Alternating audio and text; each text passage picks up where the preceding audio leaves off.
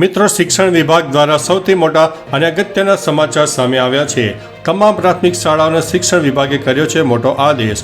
રાજ્યની પ્રાથમિક શાળાઓનો 16 સપ્ટેમ્બરે સવારનો સમય કરાયો છે। ગાંધીનગરથી આવ્યા છે મોટા સમાચાર। તમામ પ્રાથમિક શાળાઓનો સમય સવારે 8 વાગ્યાથી લઈને 11 વાગ્યા સુધીનો કરાયો છે, કારણ કે નરેન્દ્રભાઈ મોદીનો જન્મદિવસ છે અને રક્તદાનનું મોટું આયોજન કરવામાં આવ્યું છે। મિત્રો, અન્ય મહત્વના સમાચારની વાત કરીએ તો ગ્રાઉન્ડ ઝીરો રિપોર્ટ સામે આવ્યો છે। બનાસકાંઠાના સરહદી વિસ્તારમાં પૂર જેવી પરિસ્થિતિનું નિર્માણ થયું છે। ગામો પાણીમાં ડૂબવાની ઘટનાઓ સામે આવી છે। મિત્રો, અન્ય મહત્વના સમાચારની વાત કરીએ તો લોકરક્ષક ભરતી LRD માટે ડોક્યુમેન્ટ વેરિફિકેશન માટે કોલ લેટર જાહેર કરવામાં આવ્યા છે। જે ઉમેદવારો પ્રથમ તબક્કો સફળતાપૂર્વક પાસ કર્યો છે તેઓ હવે દસ્તાવેજ ચકાસણી તબક્કામાં આગળ વધી શકે છે। લાયક ઉમેદવારોની યાદી 27 ઓગસ્ટ 2025ના રોજ સત્તાવાર ભરતી બોર્ડની વેબસાઇટ ઉપર પ્રકાશિત કરવામાં આવી હતી।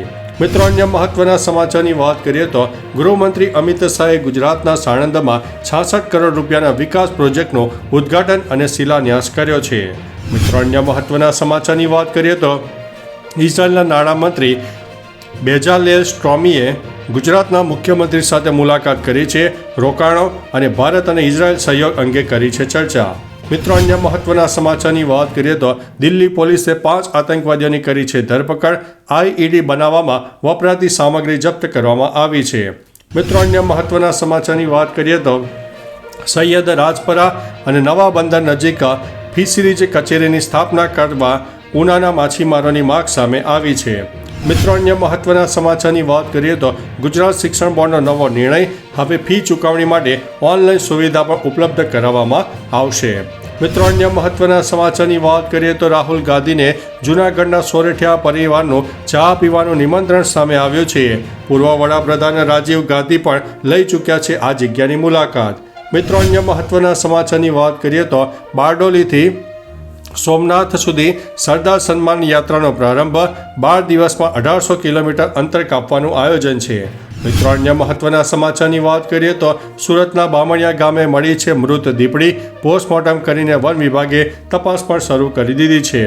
મિત્રો, અન્ય મહત્વના સમાચારની વાત કરીએ તો સોમનાથના પ્રભાસ પાટણમાં રખડતા કૂતરાઓનો આતંક જોવા મળ્યો છે। નગરપાલિકા કાર્યવાહી કેમ નથી કરતી, પ્રજામાં થયો છે મોટો આક્રોશ। મિત્રો, અન્ય મહત્વના સમાચારની વાત કરીએ તો વિધાનસભા ચોમાસુ સત્રનો અંતિમ દિવસ, શાસક પક્ષ અને વિપક્ષ વચ્ચે ઉગ્ર ચર્ચાઓ જામી હતી। મિત્રો, અન્ય મહત્વના સમાચારની વાત કરીએ તો અંબાજી મંદિરમાં રીલ્સ બનાવવાનો વિવાદ મોટો થતાં ભાજપ નેતાના દીકરાએ લીપાપોતીનો પ્રયાસ કર્યો છે। અક્ષય માળીએ સોશિયલ મીડિયામાં ખુલાસો કર્યો છે કે દાંતા તાલુકા NSUIએ મંદિરમાં રીલ બનાવનારની સામે કડક કાર્યવાહી કરવાની માંગ કરી છે। મિત્રો, અન્ય મહત્વના સમાચારની વાત કરીએ તો નવરાત્રિમાં SOP જાહેર કરવામાં આવી છે।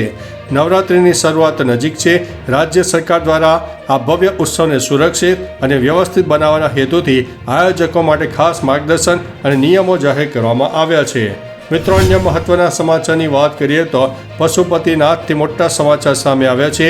ગુજરાતીઓનું 30 લોકોનું ગ્રુપ નેપાળમાં ફસાયું છે। સરકારની ઝડપથી સહાય કરે તેવી માંગણી પણ સામે આવી છે।